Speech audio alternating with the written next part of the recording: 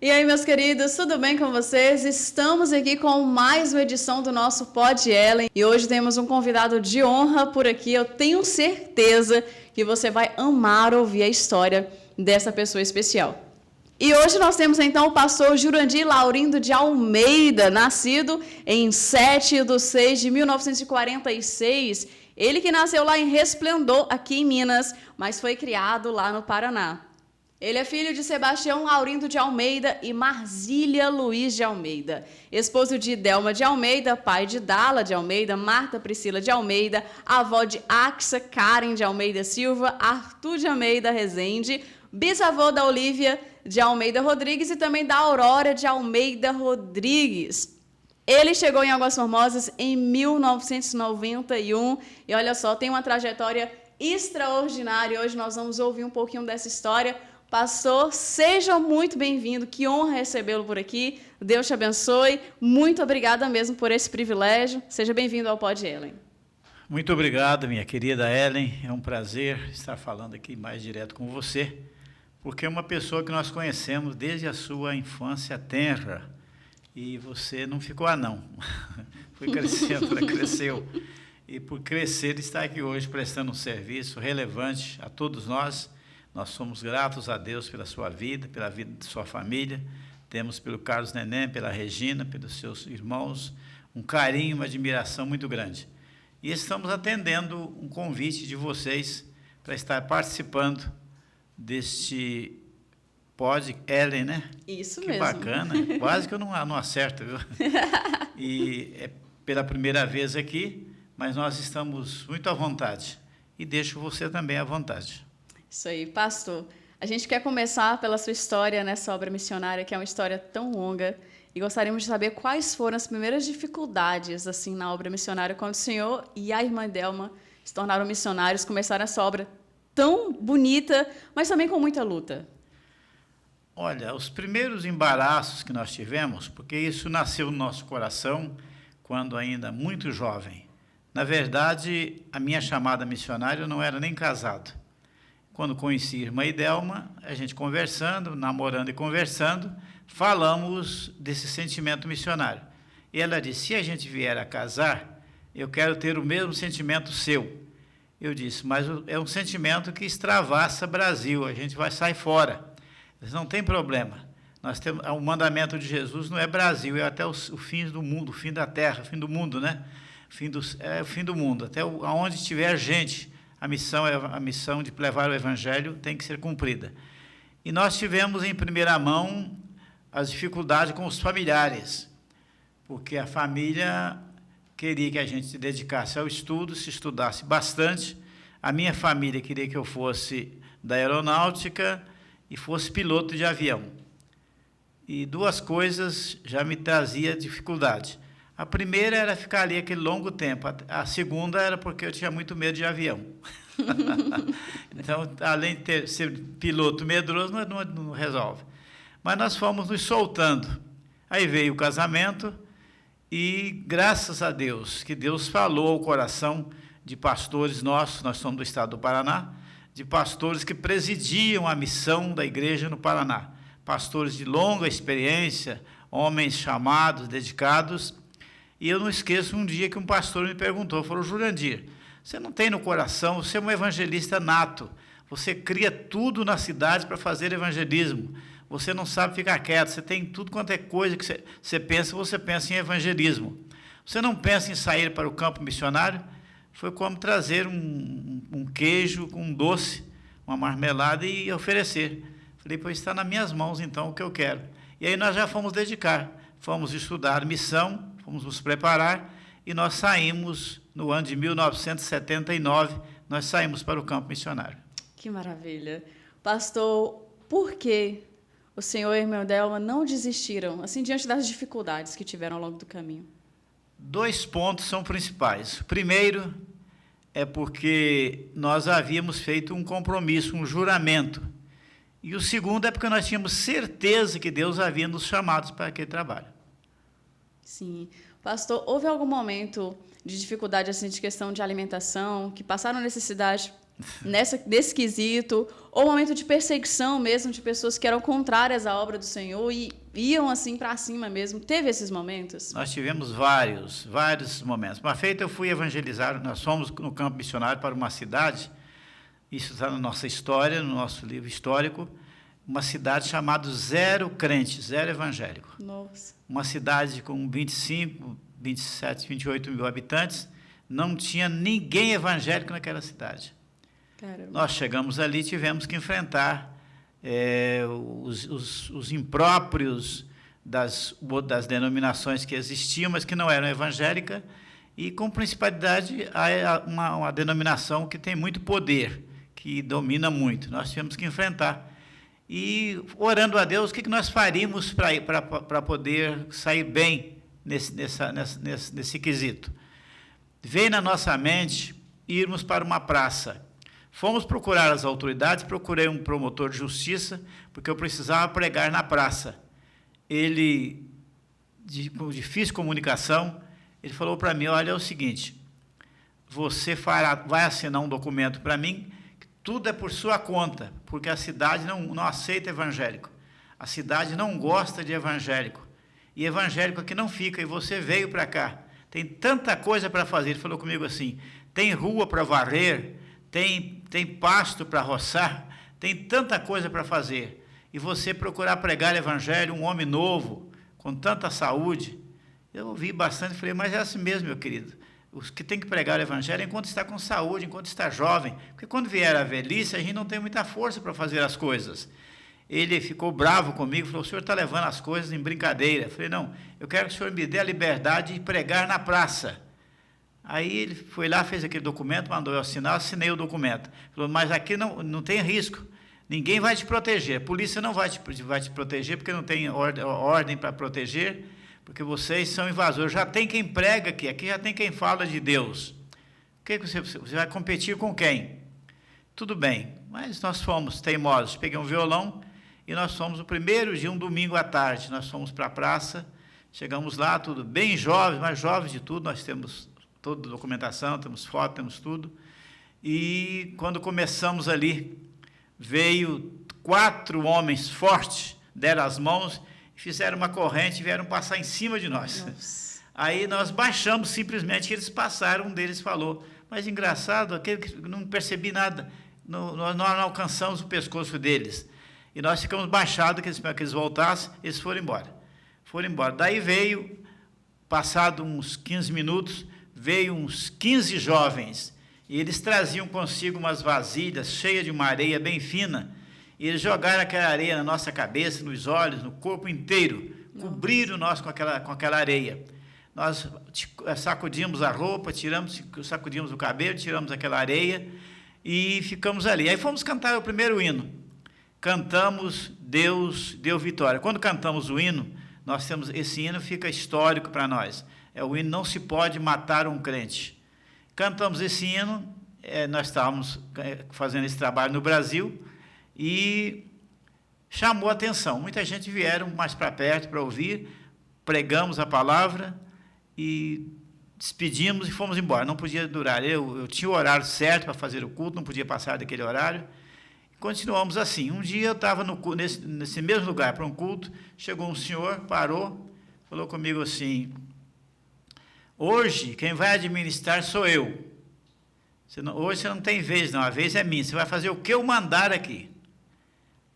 Às vezes eu conto isso, até um delegado de polícia, há poucos tempos, falou, Jurandir, mas eu fico admirado, lá não tinha autoridade, mas as autoridades estavam todas conversadas, entendeu? Todas conversadas, ninguém queria sair. Se eles envolvessem com qualquer coisa, prefeitura, outros órgãos, tiravam eles. Nossa. Todo mundo estava ali a fim de comprar uma chácarazinha, uma coisa, um negócio qualquer, estavam todos ali. Nós temos os policiais lá na igreja, temos quantos sargentos lá, a gente conversa sempre sobre isso aí. E eles me deram o horário, deram tudo, nós ficamos ali. Aí não tinha proteção nenhuma. Aí veio aquele camarada, ficou de um lado, eu estava cantando um hino com a irmã Idelma, com o violão, ele ficou do lado do violão aqui, e eu vi quando ele mexeu na cintura, tirou um revólver, nunca esqueço um revólver assim, inox, tirou aquele revólver, pôs pera aqui no meu ouvido e falou assim, olha, se você der um toque, pelo um toque sequer, sobre religião, eu vou disparar um tiro bem no pé do seu ouvido. Nossa. Pode pregar, pode falar o que você quiser falar, mas não fale em religião. Não toque em religião de ninguém, que a outra religião não é boa, não presta, isso, tem aquilo outro. Você vai falar o que você quiser falar da sua religião. Falei, tá bom, eu também não tenho religião para falar, eu quero falar de Jesus. Eu fiquei ali o tempo todo com aquele revólver aqui no pé do meu ouvido, e muita gente, aquele ficou fotografado, eu não podia, mas teve gente ali que fotografou, e na época não tinha celular, mas tinha gente, tinha maquininha, fotografaram, e eles, tinha um rapaz que fazia fotografia para nós, ele estava lá fazendo. Aí tudo bem, falei durante o período do culto com aquele revólver ali, quando terminou, ele falou assim, você não vai falar nada? Não, não vou voltar com esse revólver sem atirar. Falei, não, meu amigo, não vim aqui para pregar religião, eu estou aqui para pregar Jesus, Salvador Jesus. Tudo bem. Aí depois eu perguntei, uma moça que estava ali bem trajada, ela estudava farmácia. Eu perguntei para ela, você conhece esse rapaz? Ela falou, conheço. Ele é filho da família dos Bronde. Os Bronde têm, hoje eles têm 5.000 bois de corte para entregar, se for preciso entregar, eles têm 5.000 bois de corte hoje. Eles mandam e desmandam aqui na cidade. Eles fazem o que eles querem fazer, é terrível aqui na cidade. Você foi muito feliz porque ele não atirou. Tudo bem, aquilo passou. Passou aquilo ali, eu vi aquele rapaz mais umas 2 vezes, é coisa que eu conto com muita emoção e com muita alegria. Passou 2 anos, eu não vi aquele rapaz mais. Aí, passados 2 anos, eu estava abrindo um culto na praça, mas eu já tinha lá umas 60 pessoas comigo, gente cantando, com harpa na mão, com violão, tocando, estava uma benção muito grande. Nós já tínhamos um salão no centro da cidade, com mais 100 e poucas pessoas indo para os cultos. Aí chegou aquele rapaz, com um blazer, todo lado, lá sentado. Quando estava terminando, ele veio até mim e falou, você lembra de mim? Eu falei, rapaz, você não é estranho para mim. Ele falou, eu sou fulano de tal, aquele que tinha o revólver posto no seu ouvido.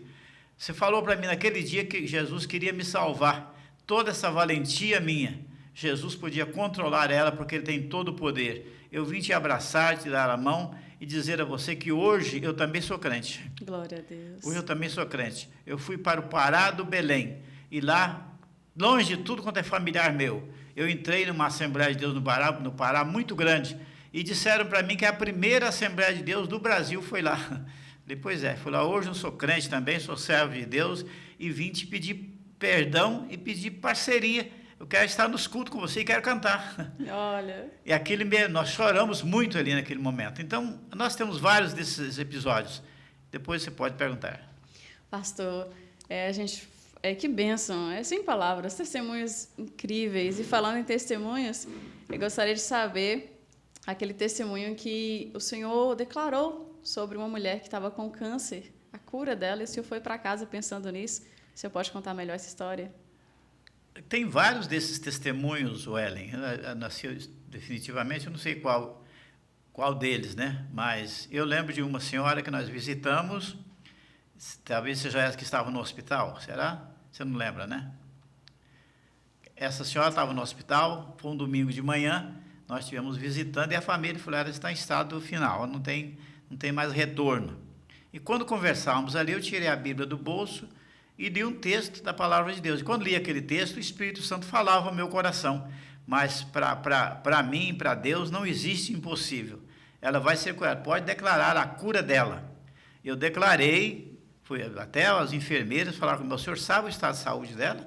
Você tem certeza? Você está falando que ela vai ser curada? Ela está desenganada, não tem mais retorno. Tudo que se pôde usar, já usou com ela, não tem mais retorno, não. Falei, olha, eu não estou declarando uma coisa de mim mesmo, é uma ordenança divina, eu sou um pastor, sou um ministro do Evangelho, é uma determinação divina, eu também não sou criança, eu sou bem experimentado. Tudo bem, eu chorei naquela hora ali, porque o estado era emocional, tudo bem, eu fiz a oração, não esqueça que eu ungi ela, fui embora. Passado uma semana, eu fui informado que ela estava completamente curada. Glória a Deus. Família, aí depois eles começaram a ir para a igreja, assistir os cultos. Deus fez uma obra de Deus para o coração e para a vida daquela senhora. Que bênção, pastor. E sobre aquele caso em que o senhor foi realizar um batismo e as pessoas da cidade falaram que se não batizasse os cavalos, ninguém batizava. Como é que foi essa história? Essa já foi aqui em Minas Gerais. Foi na cidade, está aqui, qualquer um quiser nessa cidade conhecer, a cidade está à frente da cidade de Januária, no norte de Minas Gerais. A cidade se chama Montalvânia, uma cidade muito bonita, e era também uma cidade que era muito difícil a pregação do evangelho ali. E eu fui fazendo evangelismo. Nós que tínhamos ali, tinha poucos crentes, fomos fazendo evangelismo, e chegamos a ficar com 60 pessoas para serem batizadas. Isso ficou, é claro, ficou uns 2 anos, quase 3 anos evangelizando. 60 pessoas. No dia que fui batizar aquelas pessoas, estava eu e o pastor Paulo Ferreira, que era o pastor da cidade de Januária. Aí vieram um número grande, talvez uns 40 cavaleiros, ali tem muita fazenda, e eles vieram, todos para assistir o batismo. Mas era já para crítica. Aí 2 daqueles homens foram lá num lugar mais baixo do barranco, e desceram os cavalos e disseram que eles queriam que batizasse os cavalos deles. Aí, naquele dia tinha a polícia, tinha 2 policiais lá, eu lembro. Aí o policial foi lá, conversou, não faz não, está atrapalhando o homem está fazendo uma coisa correta e tal. Mas eram de grandes fazendeiros, ou seja, os vaqueiros eram de grandes fazendeiros. E nós não batizamos cavalo, que é cara que não batiza cavalo, né? Mas evangelizamos eles, e para a glória de Deus, 30 e pouco daqueles cavaleiros aceitaram Jesus como Salvador. Ao ver as pessoas serem batizadas, aqueles 2 ignorantes também fizeram suas decisões para Cristo. E hoje, nesta cidade, nós temos uma igreja com mais de 600 crentes. Uma bênção muito grande. Pastor, que bênção. E assim, ao longo desse tempo, dessa trajetória com a obra missionária, o senhor e a sua esposa Idelma passaram por várias cidades e várias regiões. Como os senhores fizeram com a questão dos estudos de Dália e de Priscila? É uma pergunta muito oportuna. Os filhos ficam sem boa formação. Você vê, a Priscila está formando a medicina hoje com 36 anos. Está nos seus 2 últimos anos de medicina.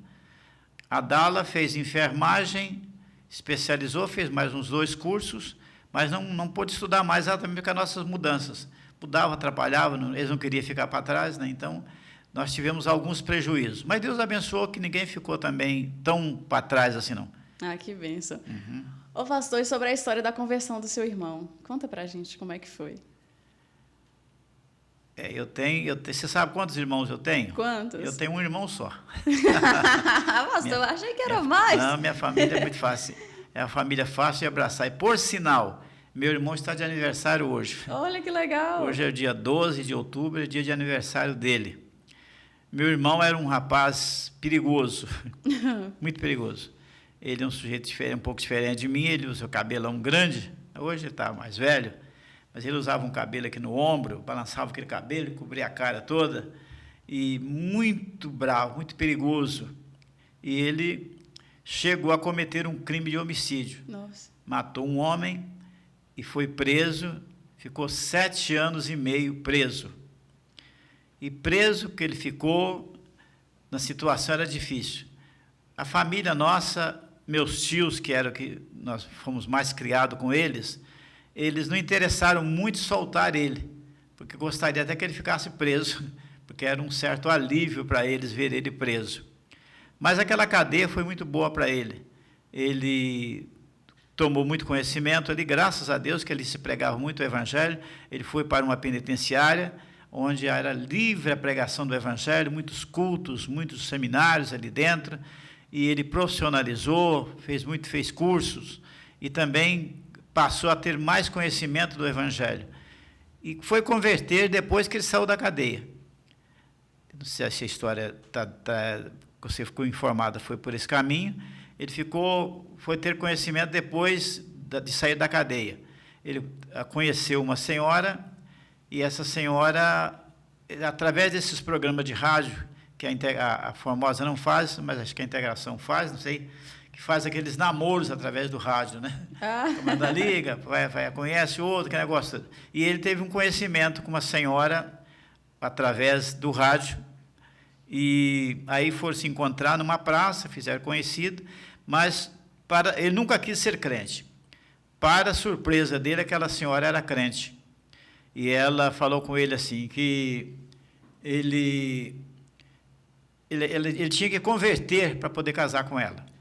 Aí ele falou, não, mas isso eu não faço, não. Eu tenho família crente, eu tenho irmão que é até pastor e tudo. Deixa eu ver se eu já era pastor, já na época. Já era. Estava recém, era pastor recente. E ela falou, não, mas ele falou, não, mas eu não quero converter. Aí ela falou, então tá bom. Ela falou, então nós não temos namoro. Tudo bem. E ele ficou chateado com aquilo. E ela convidou ele para ir na igreja. E ele falou, vou lá na igreja. Chegou lá na igreja, isso é até uma coisa muito boa para a gente, que nós que somos pastores e para todos, uma recepção, uma saudação do pastor, uma recepção dada a um visitante é muito importante, principalmente do pastor.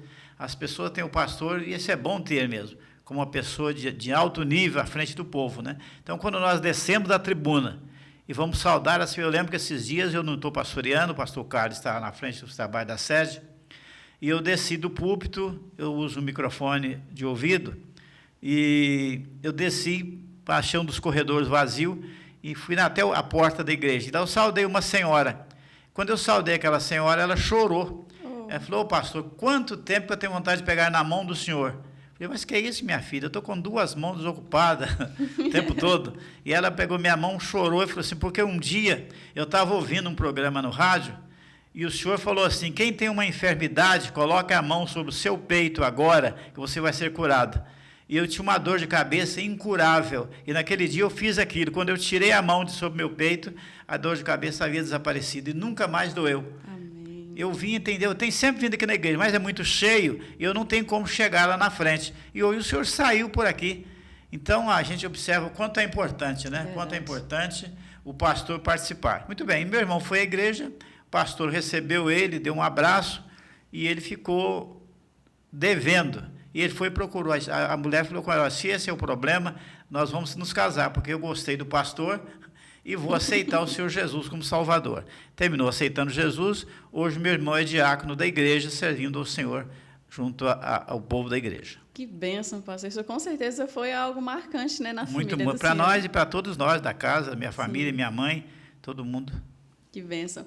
Pastor, falando sobre o programa de rádio, ficamos sabendo por aí que o senhor vai voltar a apresentar o programa Voz Missionária. É verdade essa história? Exclusivo. Pois é, me falaram isso hoje, viu? Vou pensar nisso aí. Eu estou sob cuidados médicos, eu tive AVC, depois do AVC eu tive o Covid, e eu fiquei muito desfalcado de voz, e até esquece muita coisa, mas graças a Deus estou recuperando muito bem. Eu gostaria de fazer um programa, eu quero ver se eu consigo conversar com o pastor Carlos, que a gente vai lá na Formosa, temos programa, se eu faço um programa de um dia da semana também. Sim. E na integração nós vamos observar isso aí. Mas se chegar a acontecer, é para o bem do povo e para o meu próprio bem, para a minha própria alegria também. Com certeza. E a alegria de todos eu acho que que vão gostar, sem gostam dúvida. de ouvir o Senhor e com certeza estão com saudades. Inclusive, minha vizinha, a Sueli, ela amava quando o Senhor fazia as programações da rádio. Ela sempre perguntava, o pastor Jurandir sumiu, não está mais fazendo programa. Inclusive, o senhor, quando não fazia, às vezes ligava para a Formosa, né, para fazer no programa Sem de dúvida. quem estava apresentando, deixava ali a saudação, e ela, nossa, gosta demais. Inclusive, ela é católica e apaixonada pelos programas assim da Assembleia, e especialmente pelas programações que o senhor fazia. Assim, ela gosta demais do senhor, e eu acho que ela nem te conhece assim com tanta intimidade, mas gosta muito do senhor. Que bênção. Pastor, assim, o senhor falou sobre a sua saúde. Conta um pouco mais como foi esse processo, que é muito difícil, né? Como foi esse processo? Como o senhor está hoje? Hoje eu estou bem. Aquele hino até o Carlos cantou esses dias lá no posto, onde ele está fazendo essas serenatas de dia. Bacana demais. A minha situação foi bastante precária. Eu não estava sentindo praticamente nada. A gente costuma estar correndo o tempo todo para lá e para cá, vai e volta todo dia. Mas aí a Dala falou, pai, vamos para Passos, nós já moramos lá, uma cidade grande, lá tem a Santa Casa, que o senhor sabe que tem, o senhor é muito conhecido lá, e o senhor faz um check-up, faz uma série de exames, que é muito bom. Tudo bem, nós saímos para ir para Passos. Quando chegou em Divinópolis, eu tive um AVC. Nossa. Tá, os meninos levando o carro, eu sentado atrás, conversando normal, eles desceram para fazer um lanche, desceram e falaram, o pai desce tranquilo. quem falou que eu descia? Lá eu fiquei imobilizado, não desci, não consegui sair lá de dentro.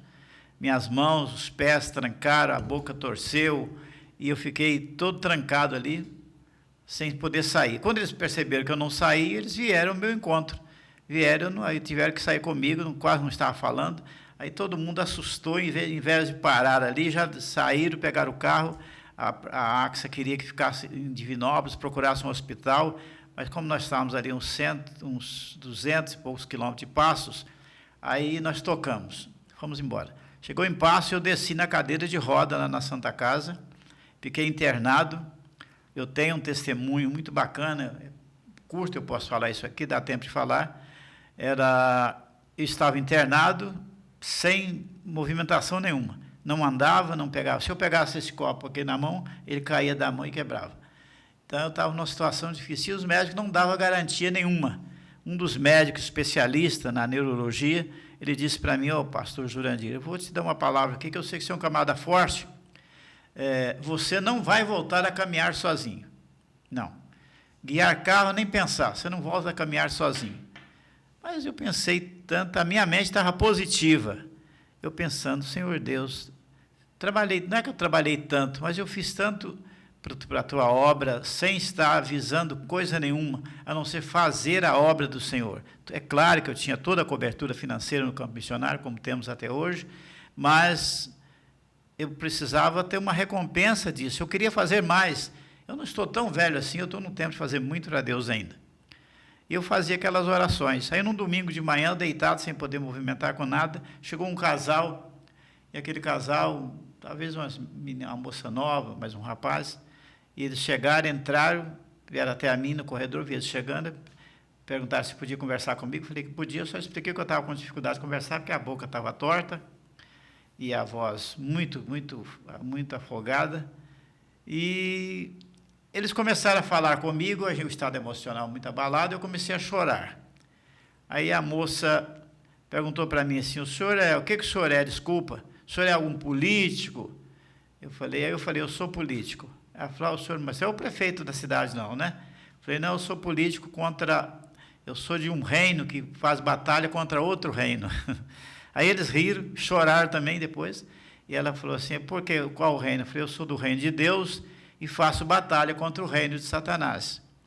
Isso eu já faço há muitos anos. Então, é uma política. Cada um quer ganhar. Eu quero ganhar para o reino de Deus e o Satanás quer ganhar para o reino de Satanás. Aí elas falaram, que bacana, que lição maravilhosa. Aí conversaram comigo um pouco ali, pediram para fazer uma oração, oraram, me abraçaram e saíram. Quando eu estava lá no corredor, ela voltou, chorando. Falou, pastor, quando eu olhei para trás, eu percebi que Deus quer fazer algo para o senhor e mandou te falar. O senhor aceita? Eu falei, aceito, pode falar. Ela falou, essa semana o senhor vai descer dessa cama sozinho e vai caminhar. É muito tocante. O senhor vai sair dessa cama e vai caminhar sozinho. Olha bem, hoje é domingo. Fizeram mais uma oração e despediram. E eu fiquei ali na cama orando, falando com Deus, agradecendo. Tudo passou. Veio a segunda-feira, veio a terça-feira.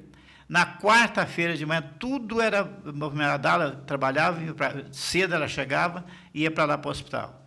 Até irmãos da igreja de Passo ficaram comigo. Aí ela chegou, não me achou. Eu estava dormindo e desceu na cabeceira da minha cama 2 rapazes, como o irmão aqui, rapazes novos ainda, desceram, bem trajados, passaram por mim na cabeceira da cama e eu na madorna. Falou comigo assim, Jurandir, eu respondi, um jeito de falar, opa, falei, opa. Falou, olha, é o seguinte, foi te dado um recado e aquele que mandou o recado manda te dizer que essa semana você vai andar mesmo. Glória a Deus, que incrível. Ele manda confirmar com você que essa semana você vai andar. Tudo bem, isso era na terça-feira. Na quarta-feira, eu acordei cedo. Os enfermeiros estão sempre ali fazendo aplicações e doses, tudo. Eu acordei cedo, esqueci que eu estava paralítico. E eu desci da cama e fui para o banheiro, sozinho. Seguro uma coisa, seguro na outra, e fui para o banheiro. Cheguei lá no banheiro, esqueci de tudo. Tá, eu estou lá no banheiro, tranquilo, com um pouco eu te chamo, bate na porta. Pai, ô pai, pai. Eu falei, você falou, o que foi, Dala? Pai, ela chorando. O que é isso, pai? Mas, meu Deus do céu, que coisa o senhor fazer uma coisa dessa? Quem trouxe o senhor aqui? Aí o que eu assustei, eu comecei a chorar. Falei, minha filha do céu, eu estou aqui no banheiro, aí eu não posso, eu não mando não. Aí ela foi me levantar, eu falei, não, pode estar tranquilo, levantei. Ela só me deu a mão, saí andando com ela. Aí ela já correu atrás do médico, o médico veio, assustado, doutor Paulo, e ele é um médico muito bom, tem centenas de médicos ali naquele hospital. Aí ele veio e conversou comigo, falou, Jurandir, mas você está bem? E vamos passar você pelo psicólogo, para você ver se você está bom, você não está tendo problema nenhum, não? Você sabe quem sou eu? Eu falei, sei, sim, quem é o senhor. Você sabe quem é essa moça? Eu falei, sei, pensou que eu tinha ficado meio biruta. Falei, eu sei quem é essa moça. Ele falou assim, uai, mas você está bom mesmo, rapaz? Você está bom? Faz uma conta para mim até 80. Contei de 1 até 80. Falei, agora conta para trás. Eu contei para trás até chegar a 1 de novo. Falei, não, você até é bom demais, que é isso. Mas você andou, Jurandir. Quem que fez você andar, rapaz? Eu falei, foi Jesus, doutor. Eu sou um servo de Deus. Ele fez a misericórdia dele, fez eu andar. Ele falou, vou te dar alta, você vai para sua casa. Eu tenho uma casa lá em Passos, você vai para sua casa, vai ficar em casa. Aí eu fui lá, assinou minha alta, e eu fui embora para casa e estou caminhando até hoje, para a glória do nome de Jesus. Amém, que lindo, pastor. Pastor, qual a mensagem que o senhor gostaria de deixar para a nossa geração? Essa é uma das coisas que eu gosto muito de fazer, viu? Porque a geração passa, né? E é tempo de aproveitar a geração. Eu estou aqui no meio de uma geração jovem. Olha, para um lado aqui vejo jovem, para outro vejo jovem. E não tem um tempo mais lindo na vida do ser humano. Não é o tempo quando fazemos faculdade, é um tempo bacana. Quando vamos para o exército, é um tempo bom. Mas o tempo importante na vida do homem é o tempo da juventude. Se você fosse uma velhinha, você não estava trabalhando aqui. Mas porque você é uma jovem, muito dinâmica, tem muita coisa que fazer, tem muito idealismo, você está aqui trabalhando. A geração que me ouve, através desse pod Ellen, deve pensar nos seus dias. A Bíblia é muito severa, quando o pregador diz assim, lembra do teu Criador nos dias da tua mocidade. Antes que venham os maus dias, e chegue os anos dos quais venha dizer, não tenho nele contentamento algum. Os anos são dados para serem aproveitados. E a geração que nós estamos vivendo é uma geração do avanço. Graças a Deus, a nossa geração está acompanhando a tecnologia. Tudo de inovação, os jovens embarcam naquele. Você vê que tem coisas que eu não sei lidar com elas. Você já sabe, os nossos irmãos aqui, eu estou vendo eles aqui, fazendo um serviço bacana aí. Então, é preciso que aproveitemos a nossa juventude, a nossa geração, essa geração de hoje, é uma geração que quer muito mais, quer viajar, quer conhecer, quer aventura, quer tanta coisa, mas tudo deve ser feito com o reino de Deus na frente. Jesus disse, buscai primeiro o reino de Deus e a sua justiça, e as demais coisas vos serão acrescentadas. Eu lembro que eu estava numa feita em El Salvador, e ali estava sendo proibida a pregação do Evangelho. E eu tenho um diploma da Sociedade Brasileira de Letra, e eu estava procurando ficar em El Salvador para pregar o Evangelho. Mas eles disseram, você tem que ter um documento que não é a igreja que prova que você é um pregador do Evangelho. É a sociedade, documento social, documento da educação do país, é que tem que provar que você é um pregador do Evangelho. Eu vim mudar aquele documento, fui junto à Academia Brasileira de Letras para mudar aquele documento. Hoje eu tenho o documento mudado. Lá eles escreveram assim para o Jurandir, uma pessoa avisada, uma pessoa dotada do sentimento e da conduta de Deus para a divulgação do Evangelho. Quando eu entrei com esse documento, as portas abriram. Nós fomos recebidos com carinho, mas eu estava dentro do período da minha geração da época. E essa geração é uma geração que sempre quer fazer mais, mas esse mais tem que sempre ser feito para que o nome de Deus seja glorificado. Glória a Deus. Pastor, muito obrigada pela presença do Senhor. Se o senhor quiser deixar um abraço para a sua família neste momento, a gente já está chegando ao finalzinho aqui do nosso podcast de hoje. Muito bem, eu faço isso com muito carinho. Um abraço para minha esposa, companheira de todas as horas, de todos os tempos, e ela ainda sempre conversa. Ontem nós estávamos em casa cantando e ela comentando, ela falou, eu tenho esperança que nós vamos fazer muito mais para Deus. Ela quer cantar com o Carlos Neném, na serenata do Carlos, e que Deus continue abençoando meus familiares em geral, meus amigos, meus companheiros, povo nosso, todas as pessoas que estão ao alcance da nossa voz, que sejam alcançados com a graça e com a misericórdia do Senhor nosso Deus.